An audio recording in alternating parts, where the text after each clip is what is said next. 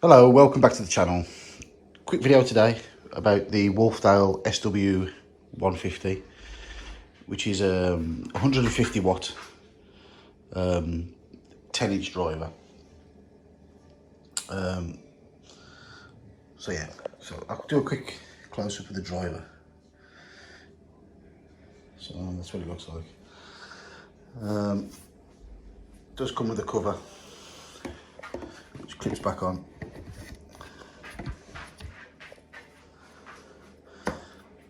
So that's what it looks like, clip back on. It's a dog tipper-tapping about. So it's quite universal in the way that you can wire this up.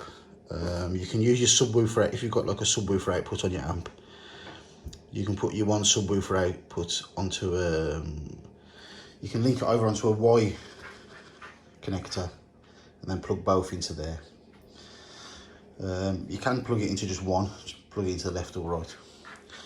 Also, if you haven't got a subwoofer output, but you have got a pre-output, like a pre-amplifier output, you can plug that straight into the inputs. And like I say, also it's got an output to go back into the amplifier. The way I wire it is, I've got a pre-out on my, I've got a Wharfedale amplifier, and I just plug it straight into there.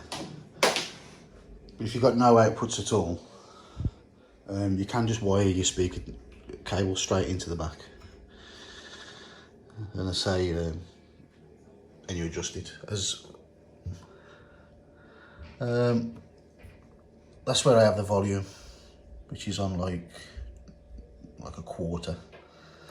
I have my crossover set at, it goes from 35 to 85. And then the usual phase and auto power. One more thing. Trying to flip this backwards. It has got a bass port, and the bass port's on the bottom. So when you got it wired up, the bass, I say, goes into the floor, which might not be ideal if you live in a flat. And these retail for quite cheap. You can buy these for about £150. I've actually got this one up for sale at the moment for £90. It comes with all the cables and everything. The reason I'm selling it, I mean, don't get me wrong, it is a really good subwoofer, but it's that 35 hertz cut-off point, because it drops off quite quickly once it gets down to 35 hertz, which is, don't get me wrong, the bass is pretty solid, but once it gets down to that 35, it rolls off pretty quick. And if I just quickly show you in the front room. So these are the speakers that I'm running. So I'm running Monitor Audio Silvers. Well, the bass on these go down to 32 anyway.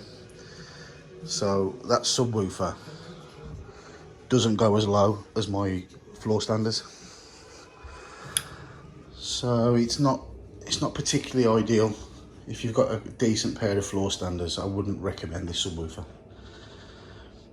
If you've got some bookshelf speakers or like, stand mounted speakers, then yeah, this subwoofer would work perfectly.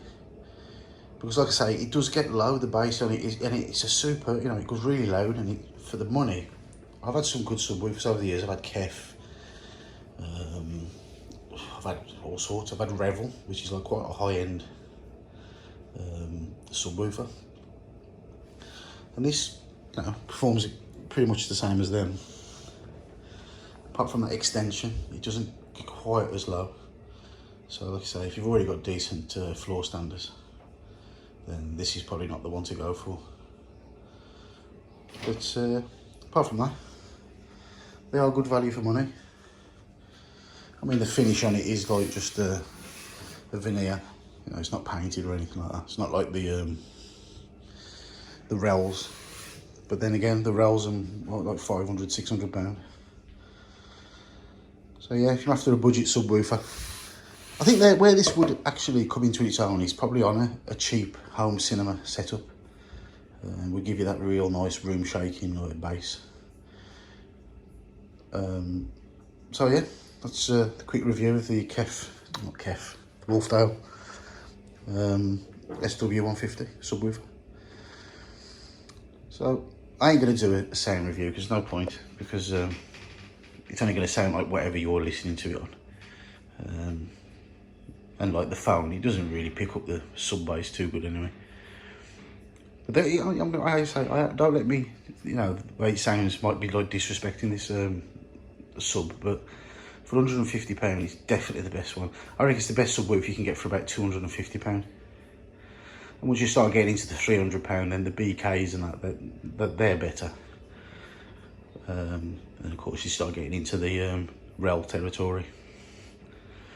But anyway, thanks for watching. Until next time, bye.